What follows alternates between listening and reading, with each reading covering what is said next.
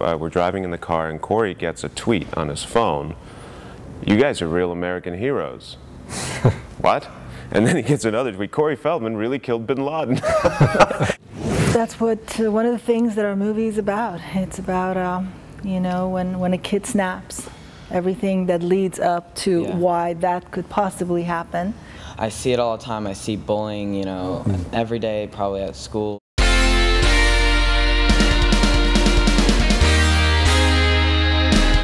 Today, Alexander Loy and Corey Feldman had just finished making their new movie, Operation Belvis Bash, which ends with the death of bin Laden when fiction became fact.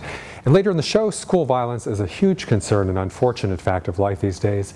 Director Michelle Danner and actor Garrett Backstrom explore those topics in their new film, Hello, Herman, about a mass school shooting. But up first, Alexander Loy, pleasure to have you here today. Thank you very much. So am I going to hear the Russian accent? Or, if you like, maybe later in the interview.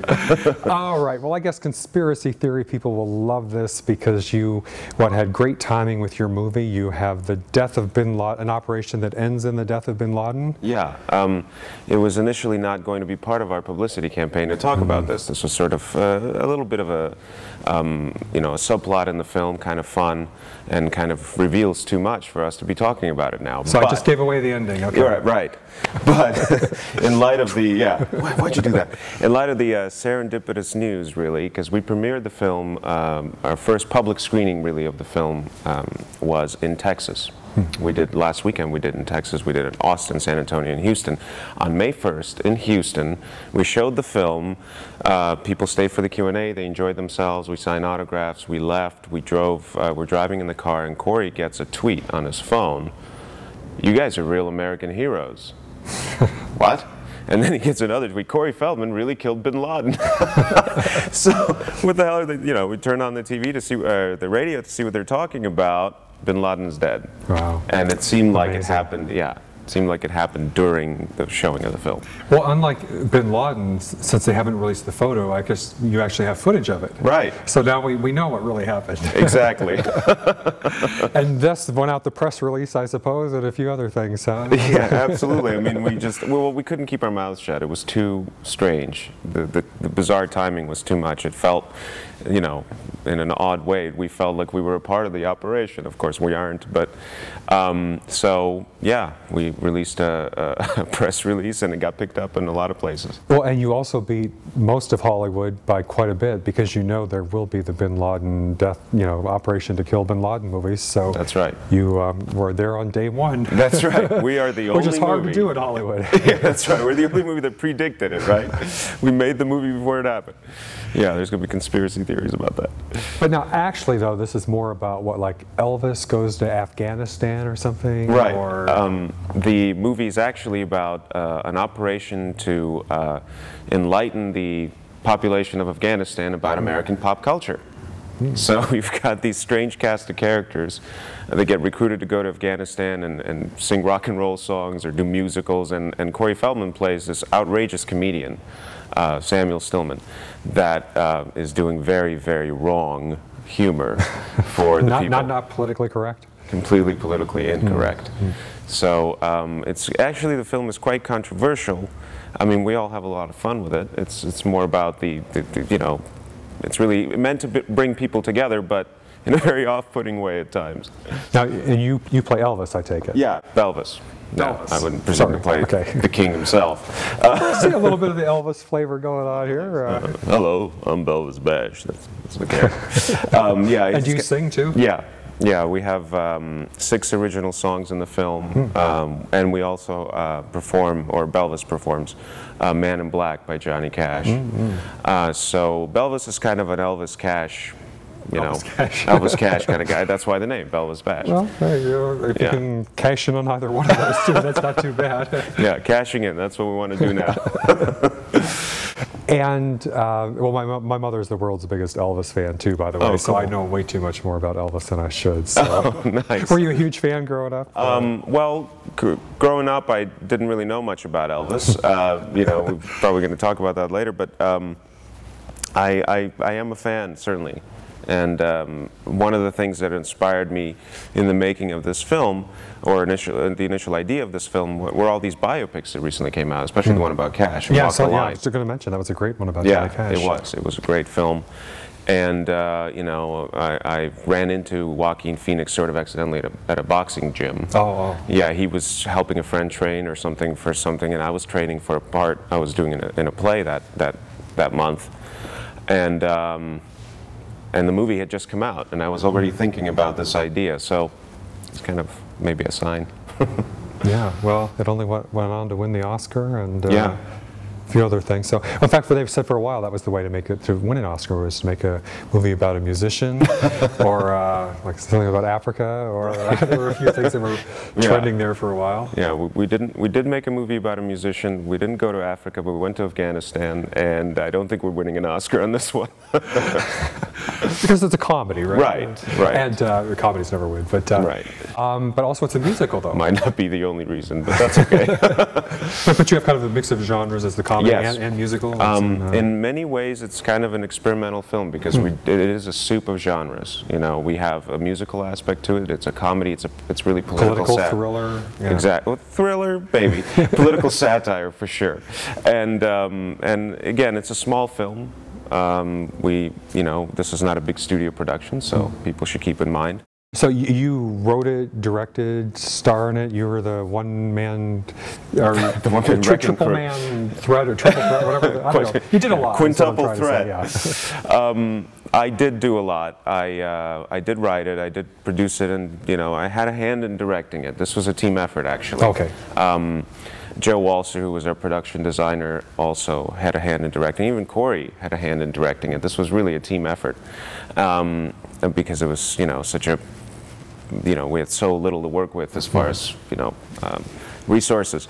But yeah, as far as writing it, and then of course all the post stuff. And, yeah. So who else is in it? You've already mentioned a few. Obviously, Corey. Frank Stallone is in the film.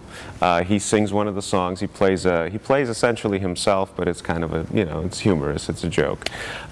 He produced the music for the film, meaning he was the, you know, the producer in the recording sessions and helped us get a really cool pop sound, you know, from that era. Also, Larry Thomas, the Soup Nazi, is in the movie. Oh. Yeah, he plays a role that's very much unlike the roles he's known for. He's playing a more mild character, much more, you know, a tender person. You know, he's not the Soup Nazi. So he was very excited to be in the movie and play that kind of role. Mark Metcalf is one of the main parts in the film. He's Niedermeyer from Animal House. Oh. And some of these Twisted Sister videos I think he's known for, and a lot of other films. He's a great actor. He plays the major that recruits everybody into this operation.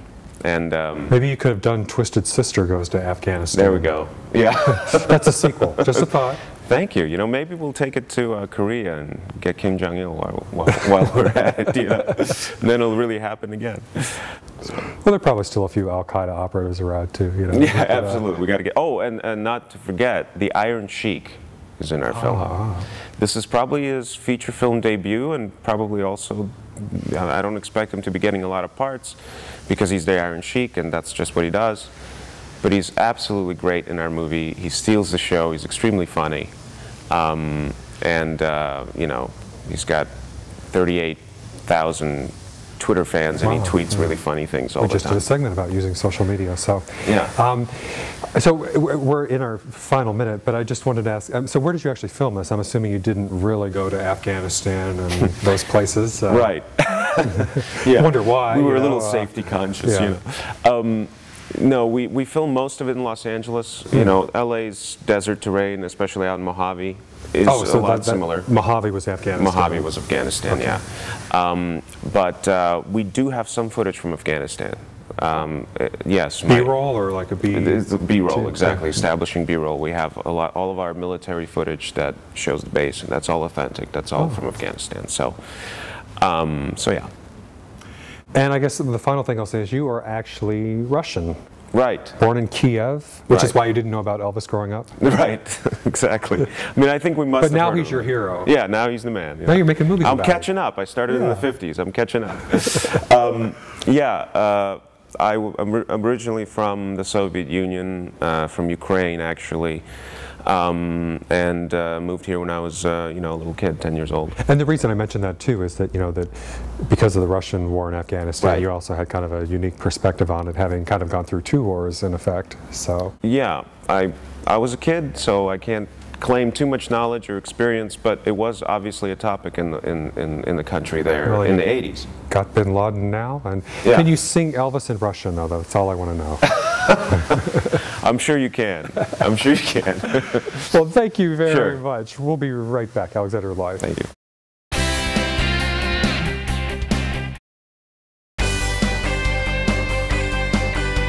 And we are back. Joining me now are director Michelle Danner and actor Garrett Backstrom from the film Hello, Herman. Great to have you both Thank here you. today. Nice to have you. Glad to Garrett? be here. Well, it seems like, unfortunately, I don't know, maybe not every day, but all too often in the news these days, you hear about another school shooting. So you've kind of found a very timely topic for your film. Yep, that's what one of the things that our movie is about. It's about, when a kid snaps, everything that leads up to why that could possibly happen, and when it happens. And this is the kid who snaps? Yeah, this is the kid who snaps. If you can believe it. Yeah. Yes. It's pretty much just a combination of, things, whether it's at, family life or their social life at school. It just kind of adds up, and it's kind of a story about that, so it's really good. And I should say, unlike some films, when we were talking in advance, somebody who's 18 or 20 plays, 15, but you actually are 15. You're in school. Yeah, I am in school, and that's why I think I can relate to it, better to a person who's, not in school. So I see it all the time. I see bullying, every day, probably at school. You see it, and it's out there, whether it's cyberbullying, nowadays it's even more of a threat than just in school, because you're behind Facebook or something. Yeah, Facebook, MySpace, and it's a rising problem these days, and it's really it has to come to a stop, or else there's going to be problems in the future. Now, you say the character that you play who does snap is completely different than you in real life, that you're kind of direct opposites. Of, yeah, it is. It's completely opposite. I'm a really social guy at school. I get along with everybody, and Herman, he's not sociable. He doesn't have social skills, and my family, we're all really close, and Herman's family is, has problems, and his mom, doesn't talk to him, and his dad's gone, and, he has the weight of, his sister's death on him. So, Herman's completely different than Garrett. Now, how did you, was this based on an actual story, or is it a compilation, or, how did, well, actually, who wrote it? It was written by... It's written by John Buffalo Mailer, the son of Norman Mailer's son. Yeah. He's a great writer, and wonderful man and writer. And I read it years ago, and I really liked very much the themes, the subjects that it tackled. School violence being one of them, and the pursuit of fame, and bullying. And so we developed it throughout the course of the years. We even staged it at the Edgemar Center for the Arts. Oh, and I should Monica, say you're the artistic director there? Which I'm the artistic director, and we staged it multimedia, live feed with different screens, and really saw the potential of the conversation that it could spark, the debate that could start to arise from it. And then we started to work on it more, and then decided it would be a great movie. And here we are. So how did you find this guy? Well, I like to cast my own projects, just because I know a lot of actors, and a lot of actors that are in the movie I've known or worked with before. But Garrett, I met him. I didn't know him. He just walked in on a cold call, and the story is that he sat down, and my body movement went from here to like this and like this, and before he even opened his mouth, I just knew that he was it. I turned to somebody and I go, that's it. And he hadn't even started to read yet. We hadn't even gone to the first scene yet. So you thought he just has killer written all over him, huh? No, I wanted the kid. I had done so much research on Columbine and why good kids kill, and so much research, that I thought that it would not be interesting to cast it in terms of an eerie, weird kid. It would be more interesting to cast your everyday kid It also happens that Garrett is also, you know, adorable, but you know, he had done the work. They have told the story. So many people came in and didn't read the script, or worse than not reading the script, said I read half the script. And he had read the script 3 times. Yeah. Wow. And so by the time he sat on that chair, he felt he had the right to say those words. Yeah. And it was powerful. It was great. I knew that it was going to be him from the very beginning.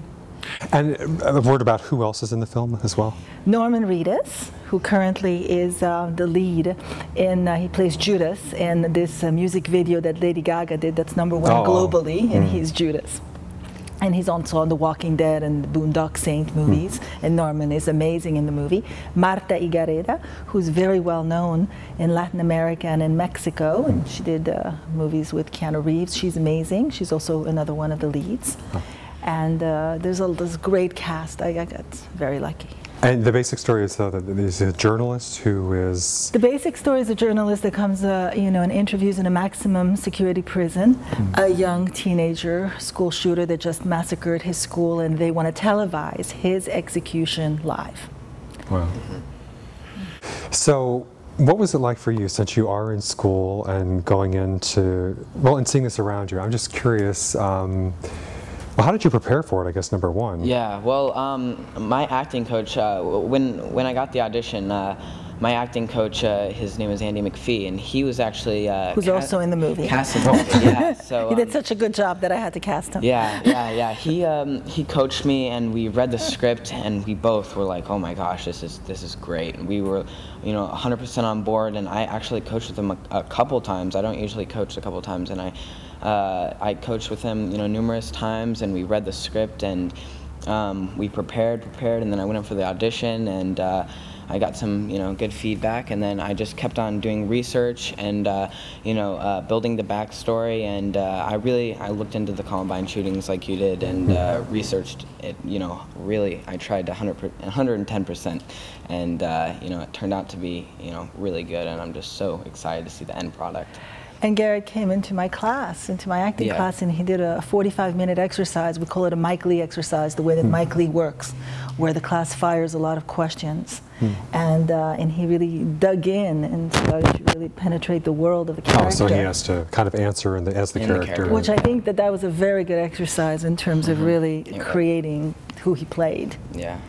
Does it give you something to think about, you know, as someone who's going to school? I mean, it's very different, you know, obviously it wasn't that long ago, but when I went to school, we didn't even think about things like that. Yeah. Somebody coming with a gun and killing everybody. Yeah, that's what I've heard. I've told people about the script, and they're like, that wouldn't never happen, you know, when I'm in school. And I think, you know, now, like I said, now that we have, you know, Facebook, I think it's just, you know, a combination of things that can happen, and I think that, you know, more and more people are going to snap unless, you know, you start treating some people nicely. And, you know, if you see someone getting bullied, really stick in there and be like, come on, that's, you know, it's not good, because, you know, we're all children of God, and I think that we all need to be treated, you know, equally and really be nice to everybody. Now, did you go to a public school or a private school? I go to a private school now, but I did go to a public school. I was at a public school my whole life until I moved to California. Then I was in a private school that catered to acting.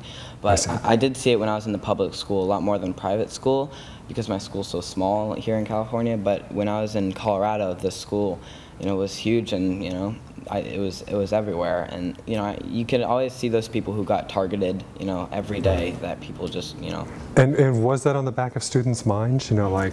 Yeah. What I mean, if you're like, yeah. Somebody? I mean, sometimes, like, people, I bet, are like, should I help him? But yeah, I don't want to ruin my rep. Like, I'll get made fun of if I go help him, and that's it shows that in the movie, a person who, you know, who tried to help Herman, but then she kind of got backtracked because she was going to get made fun of. So, you know, it happens. Peer pressure. Yeah, it's a lot of peer pressure. Yeah. Yeah, I mean, bullying, as we know, has existed throughout, you know, throughout the times, but obviously it's intensified with the power of cyberbullying. And you know, and these school shootings, like you said, when you were growing up, there were no school shootings. When I was growing up, there were no school shootings, but now, between technology and between being able to find weapons easily, these happen. We'll be right back.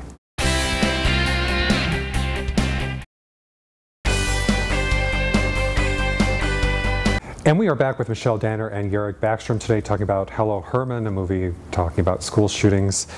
Well, so you grew up in Colorado. You were not very far from Columbine? Yeah, no, I was about an hour from Columbine. Yeah, I was about an hour away from the city, and yeah, I was pretty young when it happened, but I always researched it after this film, so I got more in depth with knowing what happened, and so yeah, it wasn't far from me, and I know a lot of people that were affected by it, and it really did affect the whole state and the whole world pretty much. So yeah. Yeah, I mean, it's never really been. I mean, there were technically school shootings before that, but of course, just the scale, I think, and everything. Yeah. Again, I went to a small school in Ohio, and they just built a new school, and when I went back to see the new school, they now have, and this is a small town in Ohio, out in the middle of nowhere, well, an hour from Cleveland, but really nowhere, and they have metal detectors, I think, or at least I heard they have a security guard, and like concerned about the entrances, and I mean all this stuff that never. I mean, our school was just like wide open when I was in school. Yeah. I mean, people would sneak in the back door, sneak out the back door. Yeah. All those things teachers don't want you to do, but yeah. So it's such a thing, I think nationwide. So we're really hoping that this, this will keep sparking a certain conversation, and people will talk about it, and kids will go see it. And some of the movies very provocative. It's a little very disturbing, but important. I think these are important stories. It's very realistic. It could be the next school shooting. How graphic, or how did you actually handle the violence? There is no blood in the movie, because the movie is not meant to be exploitative. The movie is about a message. It's really about promoting acceptance. And what I'm hoping is for audiences to see it, and for kids to see it, and that there's a lot of Hermans in a lot of schools, but that it would make people want to reach out to a Herman, as opposed to ostracize him or her, as opposed to alienating kids that are not socially all there, that don't have all the social skills. But like he said, everyone's a human being, and deserves that respect. Yeah. Now, do you have kids of your own, or? I do. Okay. Do you think about this as a mother when your kids go to school, about what's really going on there and what might happen, or? Of course. I mean, the moment that you become a parent, you have a responsibility, and I mean, I don't send my child to school every day thinking, what if? But I have thought, in the bigger global sense of it, what if? What if? The world has a lot of violence, and there's a lot of reasons why our youth is exposed to a lot of violence, even at the very early stages, and of course, and the movie talks about that as well. Now, one thing that when I was doing research about this, so far at least, it generally has been young males, so you got the casting or the role correct in that sense. You don't really hear about women or girls, I guess, doing this so much. It usually is the young guys. Any thoughts on? Well, violence, sometimes gets with women and go inward, and there's suicide. I mean, I think 2 girls just killed themselves. Yeah. There's a lot of teen suicide. So you either take all that rage and you take it out, or you take it in. Yeah, I actually think that also, as being a male, and we play a lot of video games that are very violent, and there are a ton of video games out there, and I think we're just more prone to violence, just as being guys. But we watch a lot of probably war movies, and I think that that probably adds on to why it's usually a male. And these video games are out right now, and I do play video games. But I was just going to ask you. Yeah, I play video games like any other kid, but I wouldn't. I mean, I wouldn't go do something like that. I think that just tops it off. That's the cherry on top of a bunch of other stuff behind it. So that could be an adding factor to why people shoot. Well, to try to leave this hopefully on a maybe more positive note in our final few minutes, but I mean, what do you think is the answer or the solution for this, and is there one? I mean, I think that first of all, there's not much in place in schools and in public schools across the country to deal with problems like that. I mean, when there is a school shooting, there's always, you know, the teachers, they go, you know, what we can do is limited. There's nothing, we knew he was going to snap, but nobody did anything about it. And so, you know, what I'm hoping is that people will, you know, reach out, and that there'll be more conversations. I mean, the way that he was just saying, you know, they talked about Osama bin Laden in class yesterday all week, and they talked about it in my child's 3rd grade class. Wow. And we go to a very good school where someone comes into school and talks about bullying and the effects of bullying and what happens when people, you know, are not kind to one another. And maybe if there could be a program that could be, you know, instituted in all the schools across America where they could really have this conversation more. I think that would help. You know, there does seem to be so much more awareness of it these days, and certainly it's been in the news and people have been talking about it because of some of the incidents. But yet, you know, on the one hand you might just say, well, that's school, you know, that's the way it's always been, people get bullied. But do you really think, though, that maybe this maybe even changes the parents' attitudes? I don't know, is that part of it? Maybe that instead of thinking, well, that's just the way school is, that maybe people... That's right. I mean, it's not, you know, the movie does not offer any solutions, but it talks about, you know, a lot of people we're all part of it. And that's what the movie is saying, is that we are all part of it, including parents, school, friends, you know, administrators, everybody's part of it. Now, this is an independent film. Yes. And you're the director, of course, as we said. What are your plans for releasing this or getting it out there? Well, I'm currently in the editing room having a great time, cutting some great scenes that Garrett is in and the rest of the cast. And we're going to do some festivals, and we already have some distribution offers, so we're going to weigh our options, but I'm sure we'll pick the one that'll get us into the most possible screens. Well, I guess I don't know if I should ask you this or not, but you know, when people find out, or maybe when the film comes out, that you play this kind of a role, do you get teased or not? Like, well, oh no, here he comes. A couple people, you know, like I told a couple of my family members, and they're like, "You're the shooter?" Like they can't believe it. And you know, I tell them that, you know, it's different, because, you know, I'm just a regular kid, and it kind of shows that it's not always just the kid who, you know, who's kind of like, you know, like emo, or like, you know what I'm saying, like, you know. And it could be, you know, anybody who snaps and shoots everybody. So, you know, that's why it's a really distinctive movie, is that it shows that it could be anybody. Well, and finally, since you're just 15, but if you're going to a school for acting and you already have your movie role, I assume you're interested in acting for the long run? Yeah. I'm gonna do a lot. Yeah. I'm hoping that my path will stay straight, and I end up to be, you know, that's my goal, just to be a really good actor and be in, you know, a couple movies. So that would be my goal. Garrett is going to make lots and lots of movies, mark my words. Well, thank you both very much, and best of luck, and come back when you do. Thank you so much. Thank you, Garrett and Michelle, and the film is Hello, Herman. And I would also like to thank Alex Loy from Belvis Bash. Thanks everybody for watching. We'll see you next time.